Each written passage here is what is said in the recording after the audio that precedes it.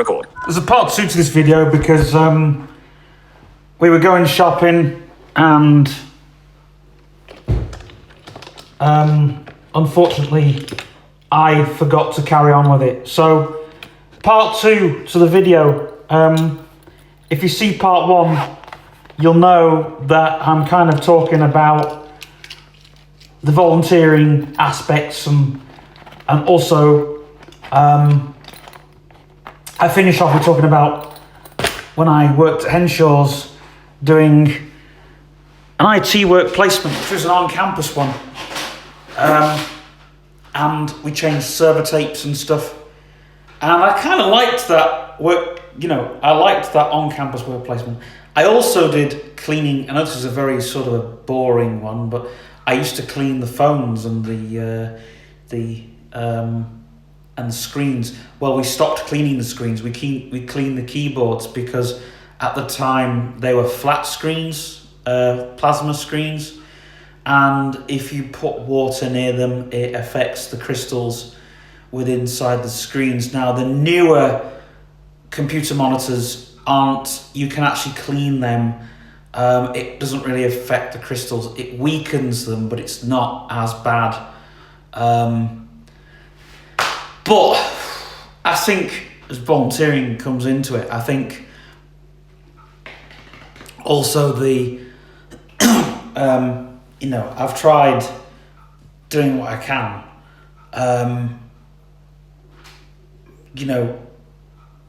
trying to find things that I can do for myself, but it is kind of tricky. The pretend marketing company, marketing/advertising. It's the only time I'll say it for this video. Ball and Mackinell Productions. You'll know that the channel's still Mind Mod. There's another video coming out for that. But there's a friend of mine who keeps asking about the channel. Where's it still? But Ball and Mackinell Productions, we've been doing a little bit of marketing, but we're also doing advertising. We haven't stopped doing that. And I'm trying to take a couple of web contracts on as part of something to carry on with. As you probably don't know, Magic Silver Room's coming back.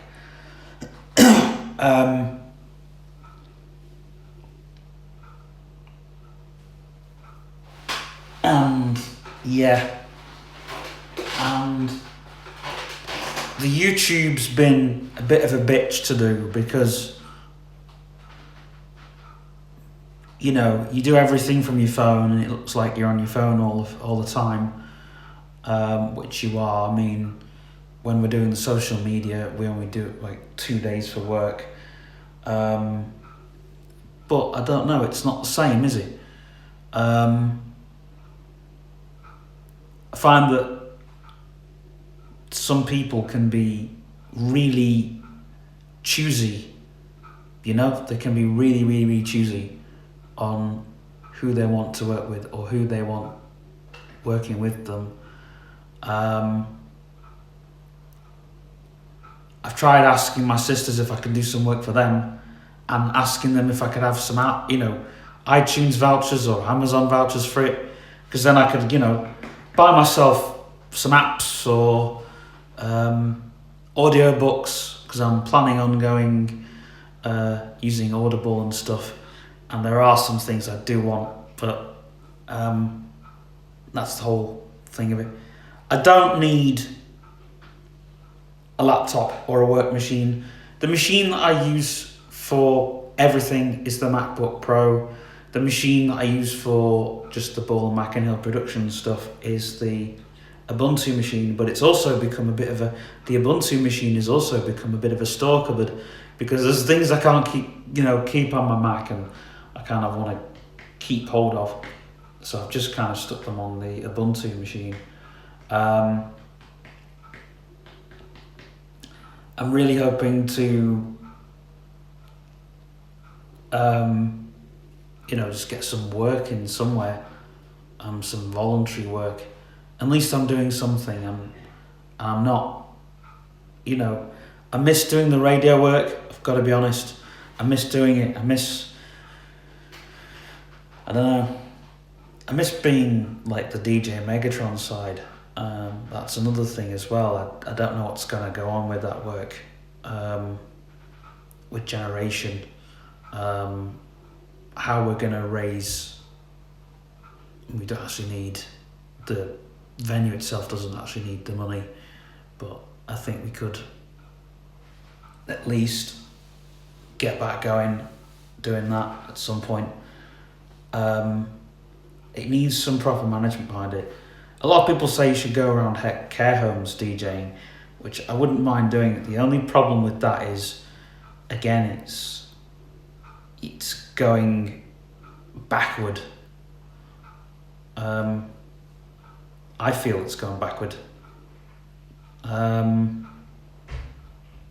It's nowhere near towards the work that I want to do or get, but I think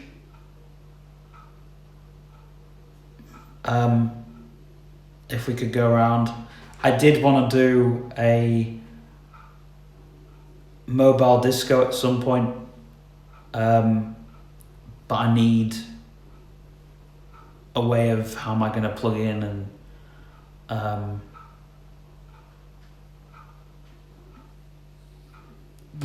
how's all that going to pan out, because it is doable.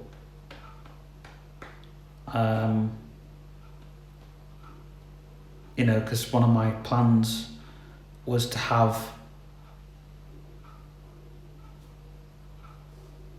me in a car park and doing all these like window ledge gigs and drive-through gigs as we would call them, but it would be great to do a few of them.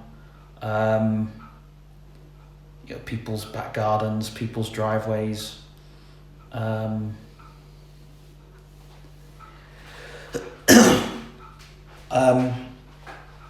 So that's a plan for next year. We could bring Generation to other people. If we get a marquee or something.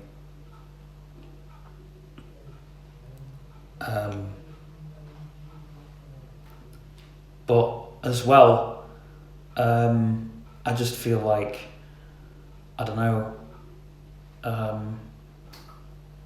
my heart in getting rid of another PA system.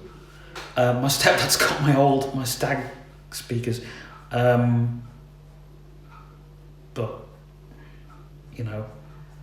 I would absolutely love to. I would have loved to set up a studio somewhere, but it means bands are coming in and I don't know. It's anything like that where people have to come and use the service, which is why I wanted a house somewhere to have people to go and record. But again, that would need a lot of work because the acoustics would have to be right. It would have to be a big house, a big old house to do up, and it would have to be, the acoustics would have to be fantastic in there. You'd have to build rooms within rooms, and you'd have to spend a lot of money.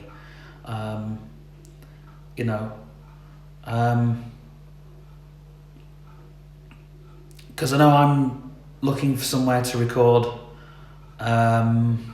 eventually the next I'm looking for somewhere to record some vocals at some point, but it's very difficult because you're trying to look for somewhere to do all of that, and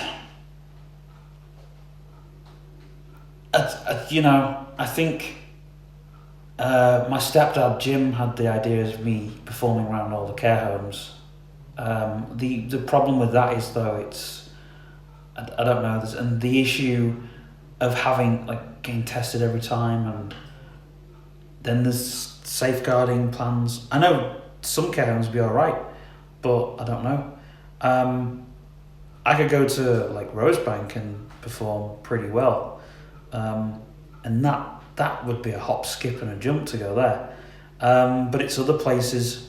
So I'm not worried if I have to get rid of my PA speakers. I'm not getting rid of my decks, mind. But PA speakers, I don't really, it's only a Yamaha Stage Pass 3. It's nothing to, it's nothing to scream home about. Even my Stag speakers, I looked how much that they would have gone for. They wouldn't have gone for much either.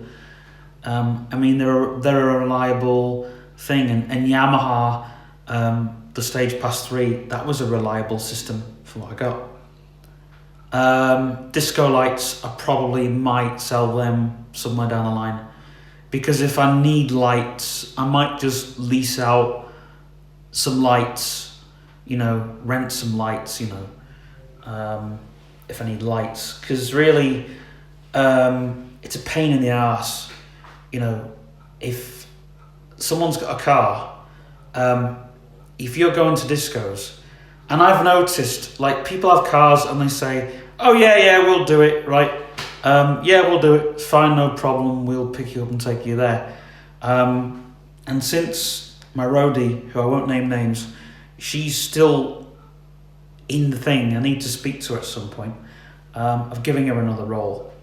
But since the whole thing sort of crashed down, like before lockdown, she stopped driving her car. I found out that she stopped driving, so all the gigs are like, who have I got for transport?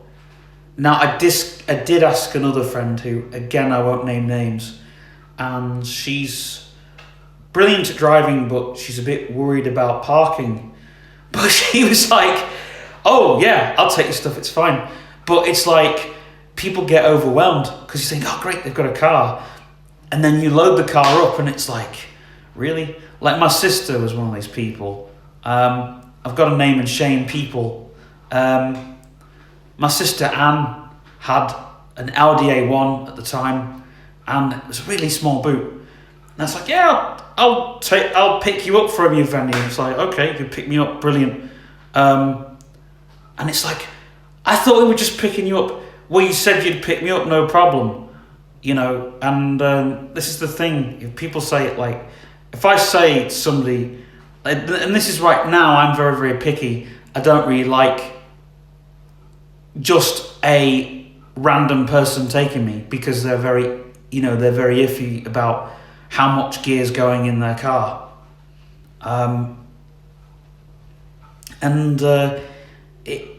It pisses me off, because they can drive a car, they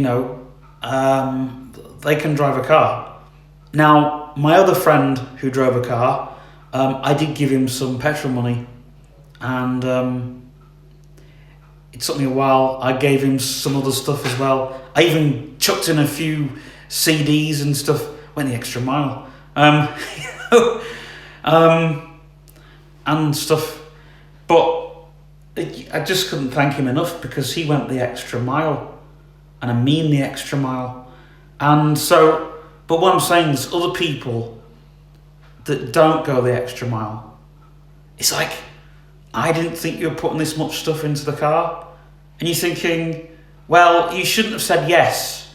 If I ask you to drive me to a gig, this is why I say a gig, right? If I ask you, if I was saying, right, I want you to drop me somewhere, this is why I use the terms, right? But I say, look, I've got equipment here. You need to drive me there. I've got PA speakers, a record box, and a pair of decks. And I make sure, like, everything's all sorted. Will you drive me there? It's gonna be no problem, is it? And then they turn up with their car, and like the last person that drove me, she was fantastic, and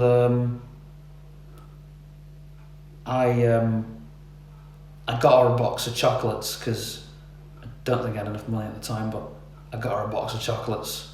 So I'm not going to name that person. And I said, I'm really sorry I didn't know you weren't in for doing it. But it's one of those things, you ask people, and I always think, Oh, if I had a car, I probably would, and someone that probably couldn't see, if I had my sight tomorrow and if I could drive a car, and if someone said to me, hey, Stephen, could you drive me somewhere?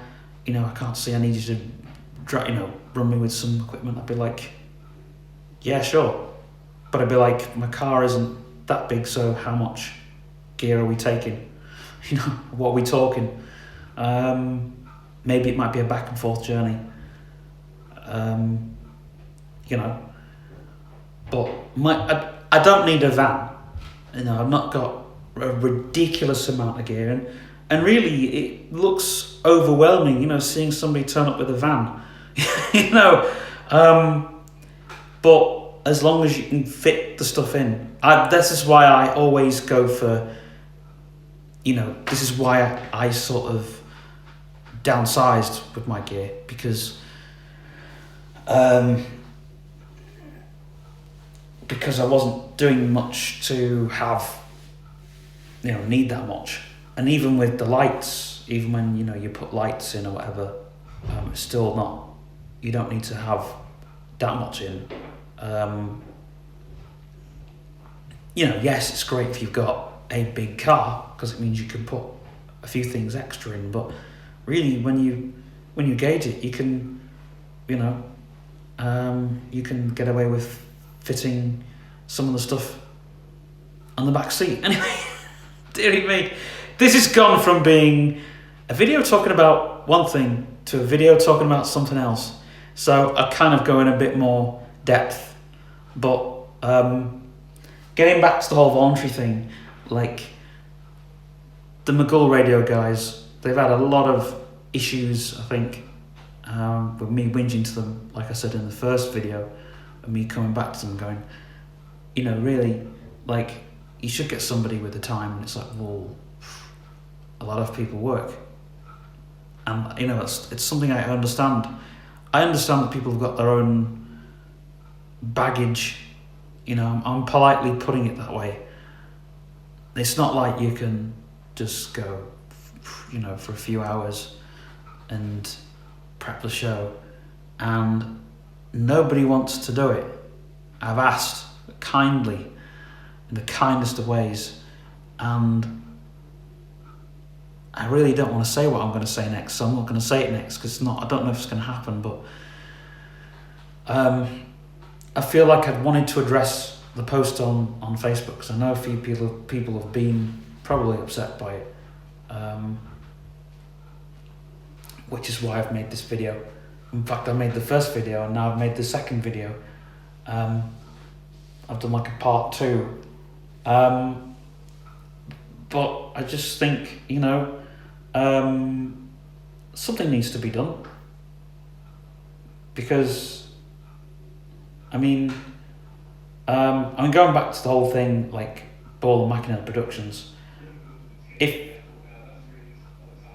somebody was going to give me vouchers for doing something, I'd be bloody happy with it. That'd be my tokens of gratitude. I've done something for somebody. There you go. There's a iTunes voucher or something.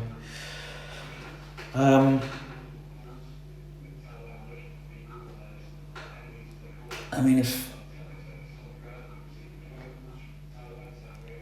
have had in the past people say,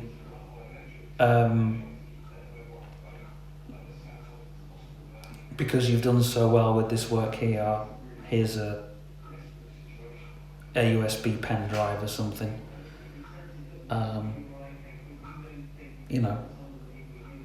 Just something small. I tell you what, I wouldn't turn down a USB pen drive. I wouldn't turn one down, because you need some. And I am going to collect USB pen drives. I think I do need another USB pen drive, because the one that I have been using gets pretty full, so I need another one that I can keep using. I need one that I can just stick all my music on. I know I've got Spotify, but I would love a little one or 2 gig MP3 player would be fantastic to have. You know, but really, I don't need much. There are some days out that I'd love to have, but you know, for my street photography, I'd like to go to Lancaster and take the castle, and the cathedral. But they're just a few things that I've got to do. I'm going to see if I can go swimming next week. I'm doing my run, my park run. I'm doing, and I'm trying as well, you know, do all these things. But I just think if I can go out and do something, I wanted to start a record company, but that's not going to happen. The other things definitely not happening. But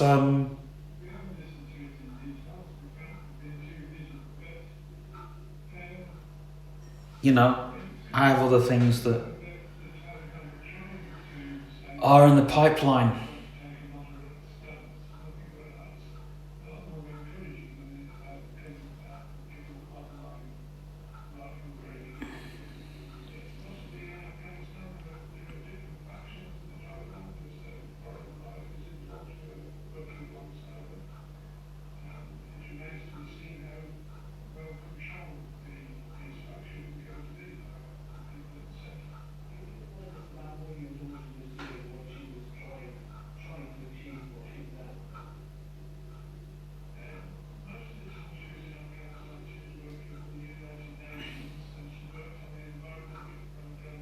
But yeah, I just feel like, and there are so many things that I think that, you know, I could do at least.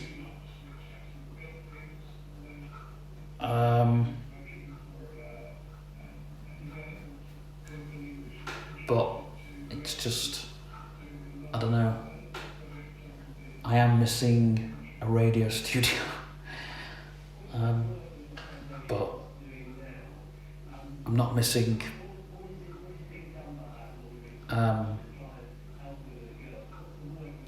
I am missing the communication, which, okay, I haven't attended Zoom meetings, but that's what my producer was there to do, and he's done that pretty well.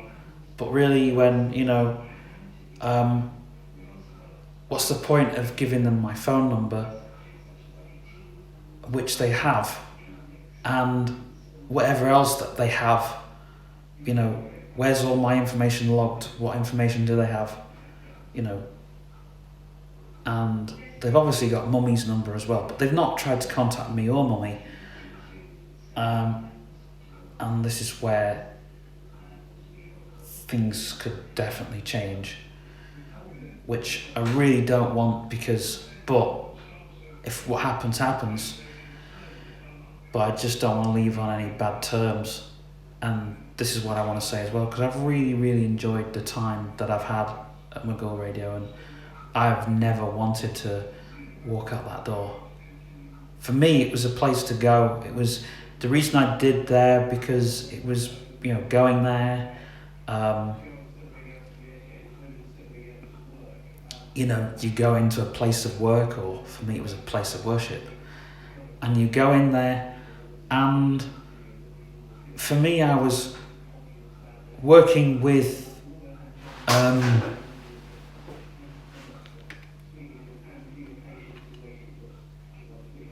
you know, I was working with somebody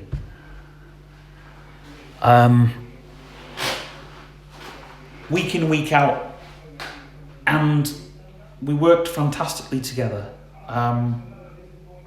He was great support, and it was like, he's the kind of person that I would love to take onto another place, but I don't think he would do that. I don't think it's his call. I don't know what his call is, and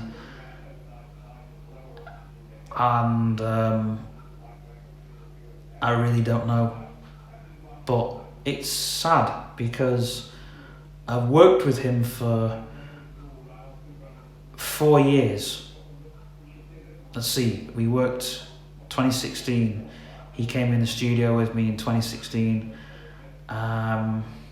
So 2016, 2017, 2018, 2019. Yeah, 4 years. We've worked in that studio.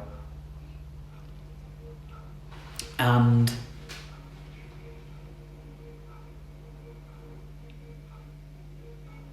I'll never forget it. And I don't think there's a cry for me to stay either. And nobody's going to stop me from going this time if I do go.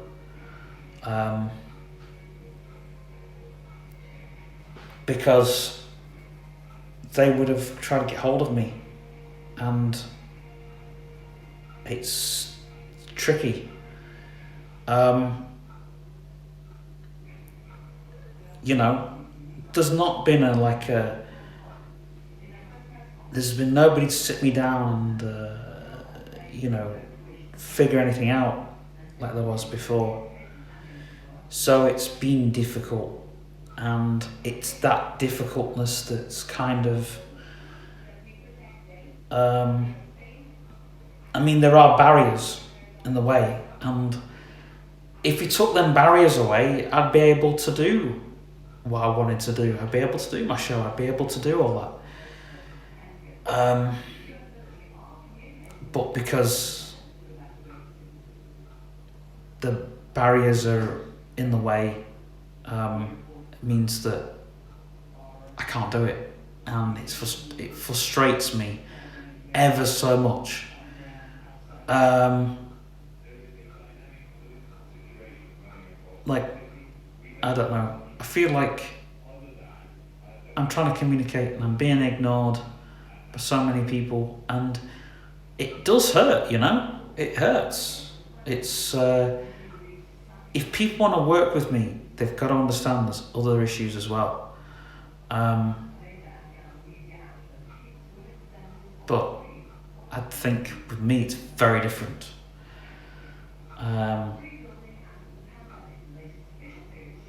But also I just felt like I had to make both these videos, saying what I really wanted to say in the beginning. I don't think by any chance that I would want the worst to happen. And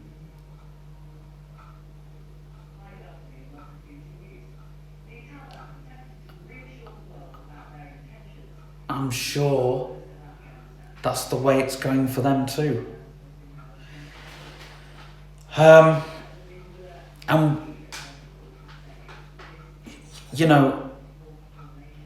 think I've ranted about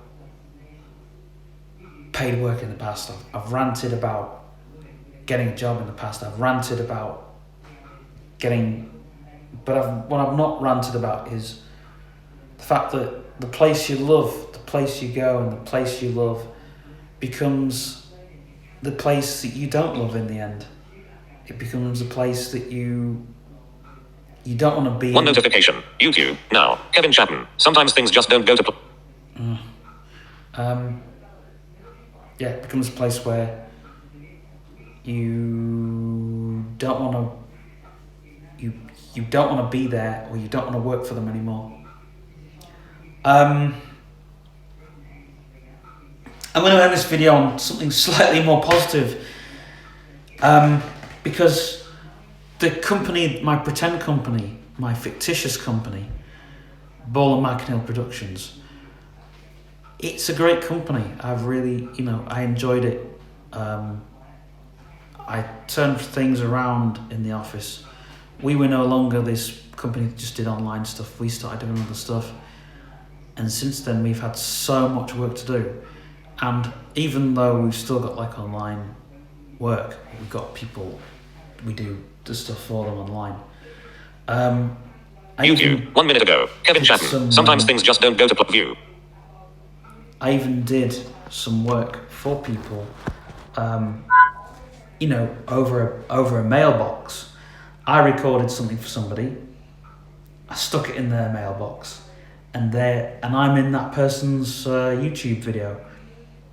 Big Phil, his last project he did another film for his college project, and he was like, "Can you do a voice track?" And I was like, "Yeah, sure, you know, I'd be happy to." So he gave me the script, and I gave him 3 or 4 versions, and he's like, "Yeah, that's great." Okay. And he's done a few things to it, but there's quite a few people that are in it, and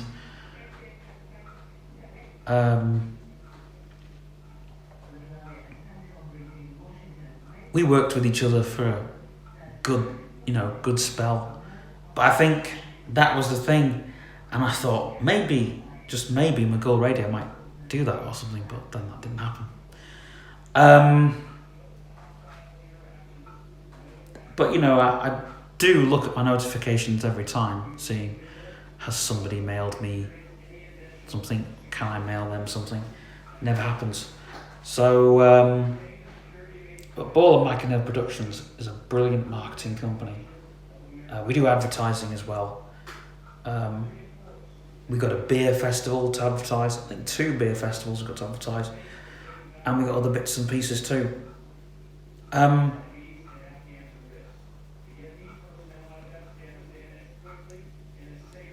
And I still have 2 great big projects, you know, which I had going before the lockdown started.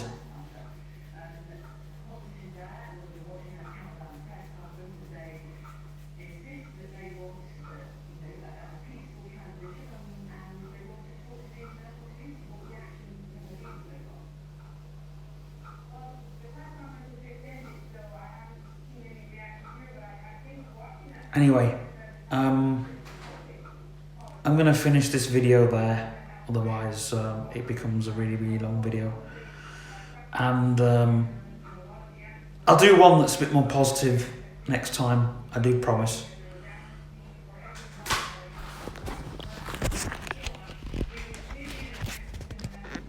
One notification. YouTube. Mail. 1032 unready mail. Boss Jock Jr. Active. Boss Jock. Mic trigger. Mic lock. Boss Jock Jr. Mic trigger. Mic lock. Finish recording.